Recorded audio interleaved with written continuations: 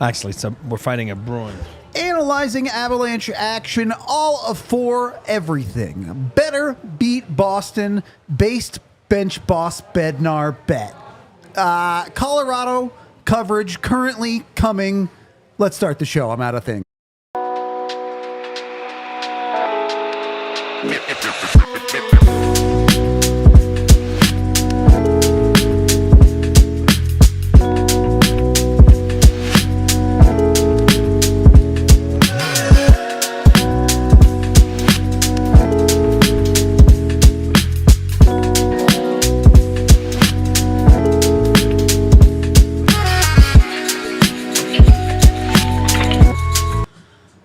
Welcome into the Toyota Lounge, powered by your Front Range Toyota dealerships for the DNVR Avalanche pregame show, presented by Coors Light. We've got E and we've got Rudo coming to you live as the Avs are taking on the Boston Bruins. Look, I think, not that it's time to panic yet or anything like that, but you're at a point where you just got to win. It doesn't care if it's clean, dirty, pretty, ugly, whatever it is. Find a way to win a hockey game. Maybe the word is not panic. Maybe the word is angry. You got to be angry. You know what I mean? Like, I understand. I'm reading Twitter and people are like, oh, God, people are panicking. No, I mean, you can only comment on what you saw the night before, and that's what it is. And now it's been 3 games in a row. You don't want to start the season 4 games in a row. So I think the word is angry. They better be angry tonight. If I'm an Avalanche player tonight, it's got nothing to do with panicking. It's I better be angry, and I better play with a little bit of emotions and passion, because you don't want to go down 0-4. You don't. You just don't, because it's a hole. At 0-3, it's a hole. So you just don't want to keep it. Rudo says it all the time. 3 is a streak.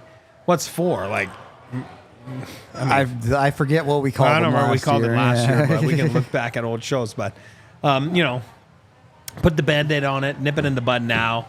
Starts tonight. Look, Avs lineup expected to be similar to last game. Oliver Showington does stay in. The one change in the lineup we know for sure, Matt Steinberg getting in over Chris Wagner. You went up to Loveland, you saw him play the other night. Bednar liked him in preseason. Realistic expectations for a debut tonight?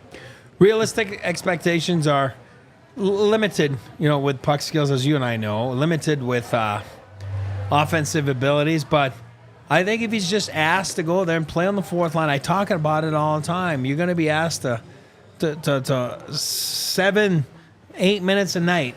Yep. Get out there, play with some energy, some passion, get involved, get what's the word, physically involved, because if you do that, it's going to create stuff. And I think he got he understood the assignment, because somewhere, somehow, he's one of those guys that you notice out there, you know what I mean? Because he does things. And it's not just about fisticuffs and whatever it is and whatnot. It's about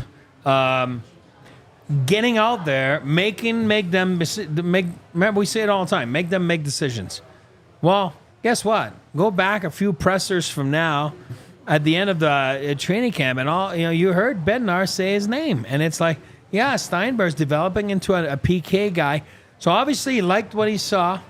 He played himself into the conversation at that time. He's one of the guys that understood the assignments, even though he got sent back down. What did he do? We saw him play last weekend. Thought he was really good. He was a solid AHLer. Scored a nice goal. Not going to be asked to do that here, but it's more than welcome when you do. But he's going to be maybe on the PK side of things. Who knows? And I like the call-up. I like the reward. Again, we're talking about a small piece of the lineup, but everything counts. Evgeny Malkin just scored a goal lying on his back, so that was pretty cool. And that was his, Not Sidney Crosby, I don't care. It must have been a big point. I think don't it's know like what 1,500 The whole points team or came something. out and celebrated with him, so it was obviously something that, big. Anyway, to your point, yeah, I think just to reinforce your point, this is not a Cal Ritchie type of player. This is not a guy that the Avs are going to give 15 minutes tonight. He's going to play, I'd almost guarantee you he plays under 10 minutes tonight. For sure. Not going to get a lot of ice time, but still has an opportunity to find a way to be effective. And I love it. Again, I'm going back to the sentence that I said. He understood the assignment. This kid gets it. This guy gets it. He knows he's not going to wow you. He knows he's not going to score 3-4 goals. But he's wearing a National Hockey League sweater tonight. I think it's awesome. It's his first National Hockey League game. I'm talking about regular season. Obviously, he's been there for preseason. His dad played in the NHL, Quebec Nordiques. I remember his dad, actually, former first rounder for the early second or first round. I don't remember. Trevor Steinberg, Quebec Nordiques. Yeah, I remember him. Looked like him, righty. Good player. Good luck to him. It's exciting. This is the first time ever, I think, the Avalanche have had 4 rookies, I believe. 4 debuts in the first week of the season. Yeah, it's incredible. It's awesome. And we all knew it. I mean, there's some holes in the lineup with all the, what we've been talking about for months. So good on him. Take the ball and the bat, whatever you want to call it, and run with it tonight. And then, just be effective on the right side. You know what I mean? Be effective on the correct side of the metrics and the game and the outcome of the game. Through the rest of the Avs lineup, I don't think it's offensive to say they need to play better than last game. Is there anyone particular you think needs to put the backpack on tonight? Do a little bit of the heavy lifting? I think Cale's got to be, Cale's got to be have Cale. The bounce back game. Yeah, I mean, again, he said it right after the game. He wasn't good. Yeah. He made things that he might never do again in the rest of his career, like, going behind the net on that coverage there. I mean, it's like probably looking at himself like, what am I doing? But then again, he's the best player on the planet. He's my favorite player on the planet. He's the best player on the planet. I expect this guy to carry everything on his back tonight and put the team on his shoulders. Of course, we got Mikko and Nate and all those guys, but I think Cale's going to be the main catalyst tonight. All right. I hope you're right. I want to see it out of Cale. Not that he's got 5 points in 3 games. It's not like he's been that bad, but he did struggle defensively the other night, for sure. You look through the rest of the Avs lineup, let's not kid ourselves. It's a little thin. It's a little thin right now. You're getting by with a Ross Colton in your top 6, and you're still really short a top 6 guy, even with him up there. Your bottom 6 has rookies like Steinberg in it. Yeah. Ivan. There's not a whole lot of guys that you can look at and really lean on as experienced vets or quality NHL players for a long time in their career. Do we expect Bednar to find ways to play a guy like LOC a little bit more tonight? Maybe. I think it's like a security blanket. And I think it's important tonight. This is my thought. I think it's important to get the lead tonight. You take the lead. You play differently.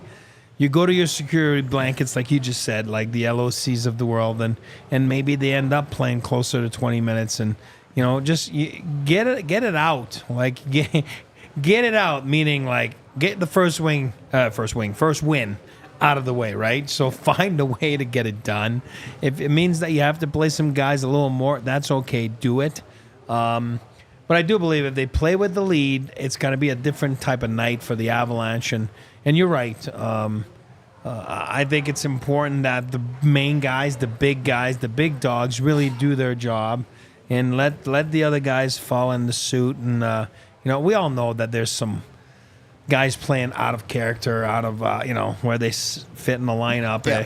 Forget about Leckie for a second. It makes you realize how important Joe Drouin is. Last summer, you wouldn't have been thinking that. You know what I mean? Like with the signing of Joe Drouin, you'd be like, oh, yeah, whatever. And then the first 10 games, you're like, whatever. Now you're talking about a main piece. Very equivalent on the back end to Devon Toews, so to speak, right? They're secondary players because they're not, the Cales of the world or the McKinnons of the world, but they are so important to this roster that it's not an excuse, it's a reality. You got to find a way to get those 60 minutes in and then be on top of it at the end of the game. All right, well, let's hear from Morning Skate today. We have both you and Giz for Hockey in the Rockies and then Bednar's presser as well. Let's hear Hockey in the Rockies first. Hey, what's up, everybody? The DNVR Hockey in the Rockies, Biggie and Gizmo coming to you from Ball Arena post-morning skate. The Boston Bruins visiting tonight, and it's a late one, 7:52. Pay the babysitter a little extra, put him to bed early. You're not going to get home too early on this one, but this is an interesting game because the Boston Bruins have a lot of high-powered offense. This team, the Avalanche, have spoken about team defense not being good. We know the situation in net. What has to happen tonight, because you do not want to start the season with another loss? Yeah, put it all together. I think Bednar just talked about it again on his presser about the expected goals for are there. The offense has been there in those 3 games. Now you got an opponent that's 2-2, the Boston Bruins. I'm a hockey purist, so I love original 6 teams coming in. I love the Boston Bruins. I love Marchand, Pasternak, Swayman now with all the drama that's happened the last few weeks. So I'm excited. I'm excited for the Avalanche to not shoot pucks at me like right now. This guy just tried to shoot me. He didn't want me to go there and talk about goaltending, so I won't. I was just about to. No, put it all together from goaltending to defensive mistakes to creating some offense. Jump up in the rush tonight, as the Avalanche always talk about. Be yourselves, be your team, be a little bit more instinctive, if that's a word, SAT word of the day. And I think if they do that, should be a heck of a hockey game tonight for the Avalanche. And again, the Boston Bruins are no pushover. It's a good opponent. We talked to Malinsky and Ludwig. They talk about team defense and more so just about being more responsible on their own end. And that, by the way, for those of you at home that might not understand, that's not just the defensive responsibility. That's the responsibility of the forwards picking up assignments in their own end as well. Yeah, and the Avalanche, when they play on top of their game, when they play Avalanche-style hockey, they're all in sync, right? You hear Bednar talking about 5-man units. That's what you're talking about right here. Again, I'm not going to goaltending. He really doesn't want me to go to goaltending. 5-man units. When you have that, you're pieced together. You're there on your assignments on the lost face-off, on a one face-off, on a back-checking, on a defensive zone coverage. Very important. Listen, we all want to score goals. Nobody wants to defend. Nobody likes it. I don't know. People are lying to you if they tell you they like to defend. But when you're on end, the easiest way to create some offense is what?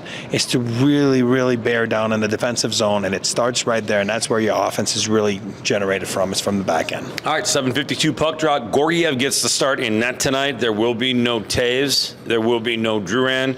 Everything else stays the same. We'll keep you updated as we get closer to game time. That's it for us for Hockey in the Rockies. Make sure you check out the pregame tonight. Rudo and E in the studio. Cruise on down to the DNVR bar on Colfax, and make sure you're following us along on Twitter. And if you haven't subscribed to our YouTube channel, make sure you're doing that and hit that like button. We'll see you tonight. So, since we're here, just to confirm, it does look like it's going to be DeHaan and not Ludwig, based on the line. That was my thoughts, yeah. So, if you look at, Tiff and I played around with the lineup earlier, I'm pretty sure that would be kind of, I don't know if you still got it. Tiff, not a big deal if you don't.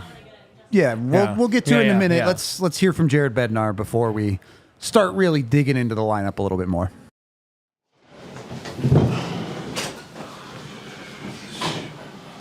Questions for Jared? Jared, you caught Matt from the Eagles. Just what are you expecting to see from him tonight?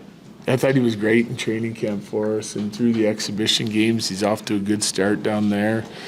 See him play to his identity. He's got some bite to his game. He's a physical guy, brings another penalty killer in, some young legs, just changing the mix a little bit. Does it help to play against a team like Boston that, it's a good team that not only can you guys, build your game up, but even maybe take some confidence out of a game like this? Yeah, I guess. It's one way to look at it. It doesn't hurt regardless of the opponent. It's about, right now, it's about us. Right, some of the things that we have to do to have success. So it's just another opportunity for us to get our game in order and get on track. In the last game, you said you'd have to really go through it to find something that you like. Patrick Waugh said post-game he thought they gave up too much in the third period. Is there anything in the third period you can use? I think our expected goals for was 4.2 again, so it's high. Creating chances isn't and hasn't been the issue so far this year. So we didn't capitalize on enough of them. I thought we missed the net a few times, but on the offensive side of it, we did some good things again. Are there, those results aside, are there specific process things you're looking for tonight? I Yeah. guess on the defensive side, is what you're looking for. Yeah. Everything we talked about from day one of training camp, and then repeated again. Yeah, there's lots of things I'm looking for. It's all mostly on the defensive side of it. Yeah, starts in the offensive zone. Go What did ahead. you think of Ludwig's game, his first game in? It's pretty good. Yeah, it was okay. You know what? He made some really nice plays on the offensive side of it, which I wasn't really expecting. But he was in on a few really nice scoring chances. He defended pretty good. I thought he was okay for his first game. Surprised me in a couple areas though on the offensive side of things. Long wasn't out there this morning. Is he going to miss tonight? Yeah, he is. Same thing with Shillington. Will he stay in the lineup as well? Yeah, What'd you think of his game last game? it was okay. Yeah, it was okay. I think there's areas to improve on. Some of his puck play wasn't great. I think it's usually a strength of his game. And having said that, he did make some really nice plays. Almost sent Mikko in on a breakaway, etc. But he was okay. You mentioned at the end of the last game, Druin might be reevaluated. Do you have an update? I don't have an update on him yet. No. I imagine there's some frustration with these mistakes being related to process since you have been drilling this home since preseason Yeah. opened. Have you had to reevaluate how you communicate with your players? No. I try to make it as clear and concise as I possibly can, and show examples of it. So not that I'm not reevaluating everything that we're doing, but when it comes to the way I try to deliver the message to the players, it's pretty clear. I don't know if I can make it any more clear. Is it just an exit? Obviously, I don't think you think it's a lack of understanding of players not knowing what they want to do. What is it? Especially for that last game, is it execution? Is it effort? What part of the game is? I think we lacked in both of those areas, to be honest with you. It's not I really liked our compete level and the effort level that we played with in game 1 and game 2, and at times in game 3, it's some of that without the puck. We're not digging in away from the puck, at the point of the puck, in front of our net. Some of the detail of getting back above pucks in the offensive zone has really been hurting us. The bulk of our scoring chances are coming off the rush. So there's some things that we have to do there, and we're not doing them consistently. So I think when we do it right, we're turning lots of pucks back and going on them and creating on the offensive side of things, and we're not doing it right, we're giving up chances. So right now, as good as we were defensively in a few of those areas in game 1 and 2, game 3, we just traded chances and left it up for grabs.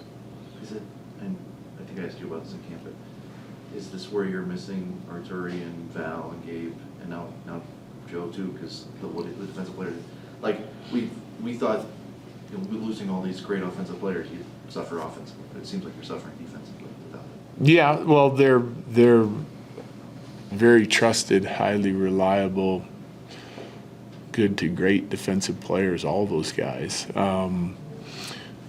But the message is, realistically, checking and playing away from the puck, yeah, there's skill and ability involved in that, but it's hard work and commitment is the two words that we keep bringing up. Coach, you break this down when you're going through a stretch like this, you sort of break games down in chunks okay, let's just go have a good 5 minutes or a good 10 minutes or a good Yes. period. Is that kind of a message? Yeah, we talk a lot about playing 5 minutes at a time and just focusing on you, because that takes you through 2 shifts per line, you know what I mean? And regardless of how good it goes, and that way when there's momentum swings too, it's easy, if you didn't have a great 5 minutes, you try and get it back on track, and so we've been doing that for years. Good, thank you. Thank you. So, Jared Bednar, certainly not afraid to change it up here. The lineup getting a whole bunch of mixes into it. Not that the personnel's all that different, but Blending. the lines are indeed. You got the shaker or the blend? I don't know. Is that It's a really a blender. Let's blender? I pretend don't it's a know. That blender. counts as a blender, buddy. But they're putting Wood and O'Connor next to McKinnon, asking McKinnon to do some heavy lifting there, and trying to help out Middlestat with Colton and Rantanen up at the top of the lineup. You see Richie kind of drop down to that third line because of that, and then the rest of it more or less the same. I say this every game, but how long those lines going to really last? Probably not very long. I agree. Still, you gotta send a little bit of a message sometimes, right? You didn't get the best out of your best players last game. Say, hey, wake up a little bit. I like it. We've been talking about Middlestad and Mikko. I think that's a deadly combo. Hopefully they get more than 2 shifts to see if they can mesh together. This is what it tells me. I'm looking at that lineup. It tells me, hey, be ready at 5-on-5 to not give up anything. You're talking about Pasternak, and there's some good players, right? Yeah. Marchand, and special teams are going to be key tonight. And we all know the PK for the Bruins are outstanding. Obviously, former Avs coach, friend of the show, Joe Sacco, my buddy, does a great job. And we talked last night about the Avs power play, and he was like, buddy, this is one of those that you just pull your hair. You know what I mean? Like, it's a tough thing to, Yeah. You know, you got the guy up top, and he goes, you get the guy up top and those 2 guys on the side, you know, Mac and Nico, and he's like, buddy, not easy to defend, you know? So I think the Avs tonight are probably saying, hey, let's try to win this game 3-2. Let's not try to win it 8-0. And I think at 5-on-5, they're just going to be like, you know, whatever. No, I don't agree. All right. I think they're let's try and win this game in any possible way. I agree with that. No, don't bring any numbers into it. Just win the thing. I agree with that. But I'm saying is, But what you're Who saying knows? is play screwed in tight defense. I get what let's you're play saying. a little bit tight, Yeah. and then let's use the power play to put ourselves up or down. You That know, I agree Not with. down, but I mean up. That I agree with. And then make sure we don't get scored on our PK either. Yeah. So it's that's kind of where I'm at with that. So how long is the experiment going to last? Who knows? I give it 5 minutes. Yeah, that's all right. Over under at 5 minutes. Let's start the clock when the puck But drops. I think it reinforces the point that we've been driving home a lot to start this year. Doesn't matter who's next to him. Your best players have to go out and win you hockey games. 100%. The reality of the Avs lineup is, even if you don't include Landeskog and Nichushkin, they're missing Taves. Yep. They're missing Druin. True, yeah. Miles Wood is probably not a 100% given what we saw from him in practice. Yeah. So the Avs need a little bit of help from their top guys to cover up some of the holes in the lineup right now. And to add to your point, if you're a Boston Bruins coach and yesterday you're going through the game, you watch the game and you're like, you come out of there shaking your head because you're like, oh no, Cale Makar had a tough game. That means he's going to be Buckle up freaking tonight. flying tonight, you know? Yep. And that's exactly what they got to be thinking. Cale Makar really has 2 rough nights in a row. So, again, I'm going back to him, but I think he's the important piece tonight that is going to make them go. Well, I think you have a couple of other keys to the game as well besides what we just talked about. So let's get to your big 3 keys. All right. Big E's 3 keys versus the Bees, the Bruins. Number 1, mean business. What do we mean by that? Back to basics. Rudo and I say all the time, keep it simple, stupid. Mean business. Apply yourself. Simplicity is golden. Remember that word tomorrow. Not tomorrow. Today. Tonight against the Bruins. Number 2, eye of the tiger. Eye of the tiger. You got to want it. You need to want it, and you got to show you want it. So don't talk a big game. Get out there and do what you need to do. Number 3, let's get back to Avalanche hockey there. Deactivation needed. Let's jump up on the play.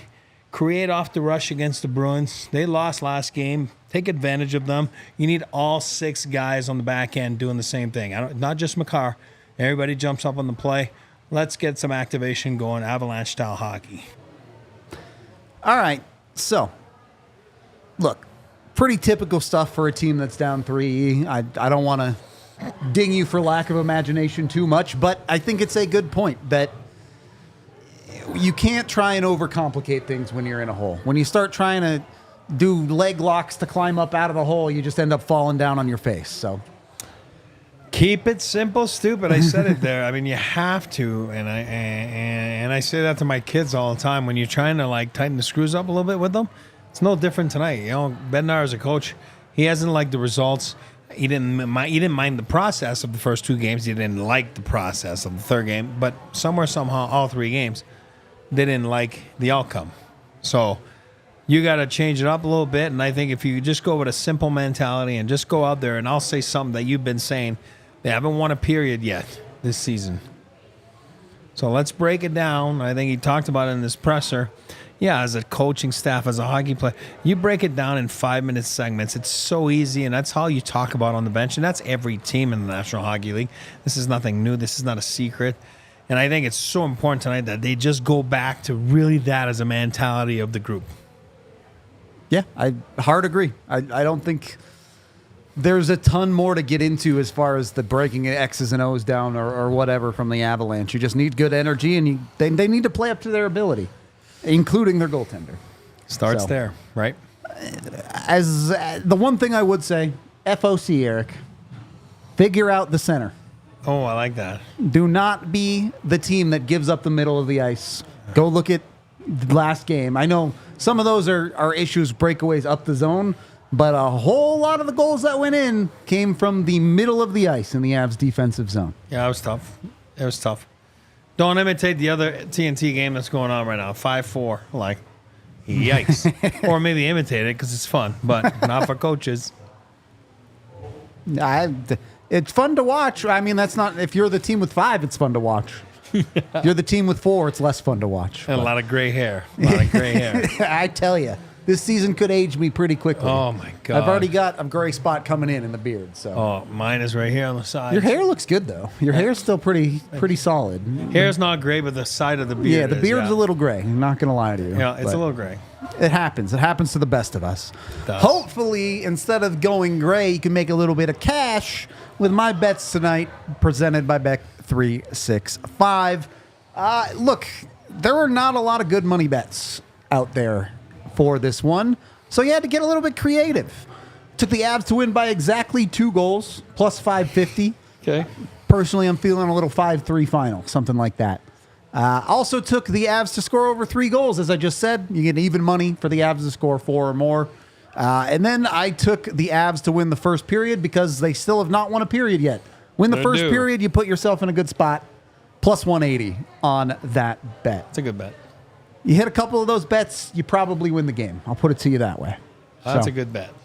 Keep with it. Make sure the Avs keep working. When you bet, make sure you do it with Bet365. And, of course, use the DNVR 365 code when you sign up. You bet $5, you get $200 in bonus bets with that DNVR 365 code. Of course, when you do gamble with Bet365, you must be 21 or older, physically located in Colorado. And if you or somebody you know has a gambling problem, call or text 1-800-GAMBLER today. Don't think there's a whole lot more to dig into here, E. Any final thoughts heading into this game? Any specific predictions you want to make? Hoping at Buffalo, Pittsburgh doesn't go to overtime. No, please. Please, no. I said it for you. I don't know. I'm expecting, again, man, this is not being negative. I'm just expecting a lot of goals. And hopefully the Avalanche score more than the other team. That is the objective of hockey, yeah. Yeah, exactly. Well, they don't call them the best one in the league for nothing.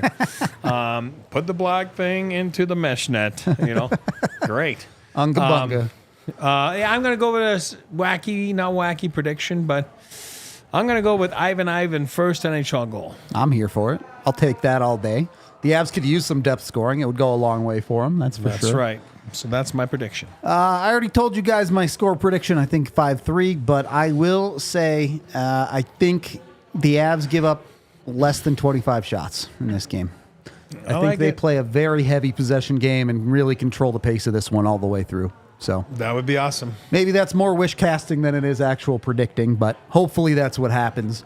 We are going to wrap up this pregame show, though, for you. There's still a couple of minutes left in this Buff Pitt game, but we will have a watch along coming to you in 5 to 10 minutes. So tune into that. Come watch the game with us, or at very least tune into postgame where we will break down everything that happens, no matter what, in this game.